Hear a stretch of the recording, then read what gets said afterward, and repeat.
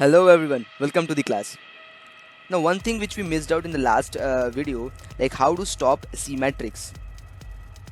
To stop Cmatrix, press Ctrl plus C. It will automatically stop this Cmatrix. Next, to come out, to exit from the terminal, from the Termux terminal, just type EXIT, exit, and press enter. You'll also come out from the terminal, from the Termux terminal. Now in this video we're gonna learn how to uninstall or remove the packages from our list, from our apt list. For that, first type apt list. Now as we can see, Cmatrix is already installed.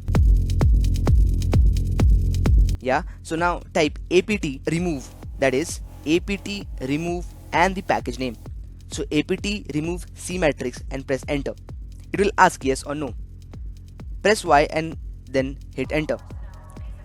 Now clear the screen and again type apt list.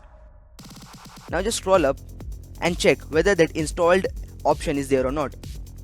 As you can see, in front of the Cmatrix, the installed has been removed, which means our package has been